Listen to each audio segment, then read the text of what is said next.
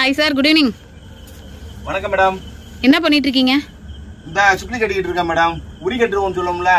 ஆமா. அந்த காலத்துல வந்து உரிபானை கட்டி தொங்க விடுவாங்க. அதுக்குண்டான கயிறுகள் கட்டிட்டு இருக்கோம். இங்க நம்ம வந்து காளான் படுக்கைகள் அமைப்பதற்கு அமைச்சு கட்டி தொங்க விடணும்ல, அதுக்குண்டான உரி கட்டிட்டு இருக்கோம். ஓ, அதுல பினிஷிங் டச் வேலை நடந்துட்டு இருக்கு. சரி சரி சரி சரி. சொல்லுங்க மேடம். இல்ல, இந்த மாதிரி கட்டி எந்த மாதிரி போடுவீங்க? நிறைய கட்டி வச்சிருக்கீங்களே சார். கிட்டத்தட்ட இதுல ஒரு 500 பெட் கட்டி தொங்க விடுறதுக்கு உண்டான கான்செப்ட். ஒரு பெட்டோட வெயிட் வந்து 6 கிலோ. அதாவது ஒரு அடிக்கு 3 அடி சைஸ் பெட் 6 கிலோ.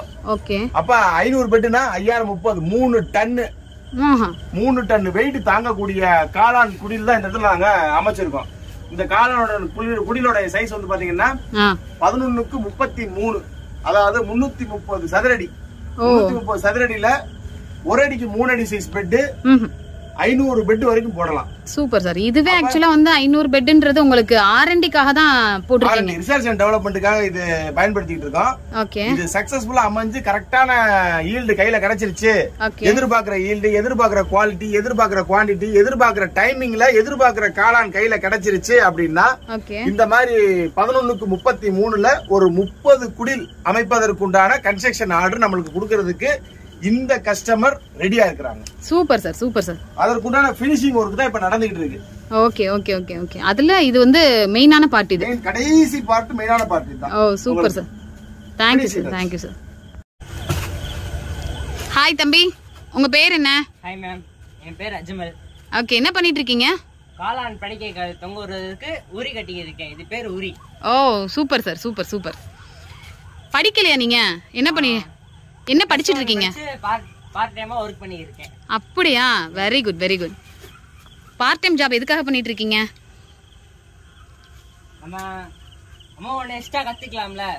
சும்மா படிச்சுட்டு படிப்பு மட்டும் முக்கியமா இருக்க கூடாது. ஏதாச்சும் ஒரு தொழில் கத்துக்கிட்டு இது நம்ம சொந்தமா வச்சுக்கிட்டு இது லைஃப் லாங் இது நிக்க கூடிய இது தொழில். Super super. ஒரு தொழிலை இப்பவே கத்துக்கலாம்னு நினைச்சிட்டீங்க. ஆமா மேம். உங்களுக்கு இந்த தொழிலை கத்துக்கணும் அப்படின்னு யாரை பார்த்து ஆர்வம் வந்துச்சு? எங்க சார் தான். ஓ சார், ஹாய் சார். வணக்கம் மேடம். என்ன சார் கயர் கட்டைக்குள்ள நின்னுட்டு இருக்கீங்க? இது வாங்க சார்.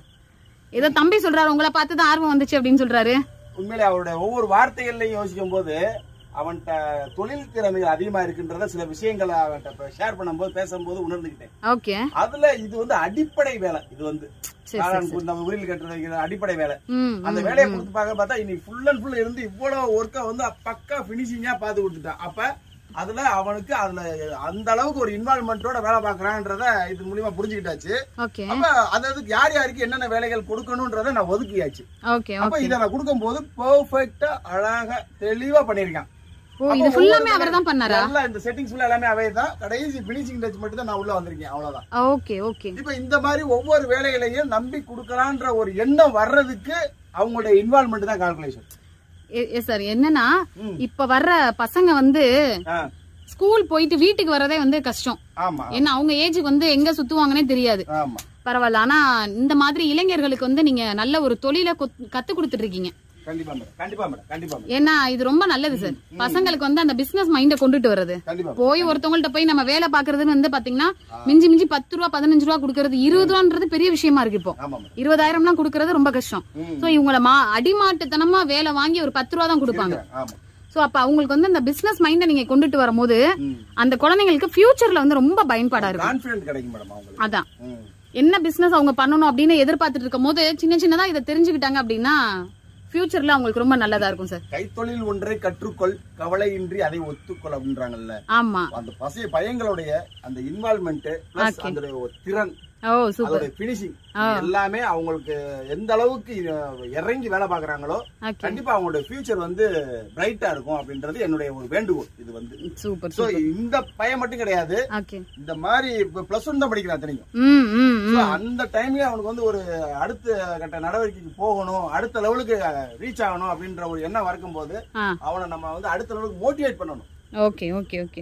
சோ கண்டிப்பா வந்து இந்த பையன் ஃபியூச்சர்ல ஜெயிப்பான்ற ஒரு நம்பிக்கை இருக்கு. இவன் என் கண்ட்ரோல்ல இருந்தாலும் இந்த காளான் சம்பந்தப்பட்ட ஒவ்வொரு விஷயத்தையும் நுணுக்கங்கள், இந்த காளான் தொழில என்னென்ன நுணுக்கங்கள் இருக்கோ அதை ஃபுல்லா கண்டிப்பா கத்து கொடுப்பேன் அப்படின்றத இந்த பதிவின் மூலம் வாக்குறுதி அளிக்கின்றேன். ஓகே.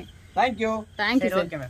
இல்ல எதுக்காக நீ வந்து இந்த மாதிரி பார்ட் டைம் ஜாப் பண்ணிட்டு இருக்கீங்க? உங்க யூஸுக்கா இல்ல உங்க மம்மிக்கு ஹெல்ப் பண்ணலானா?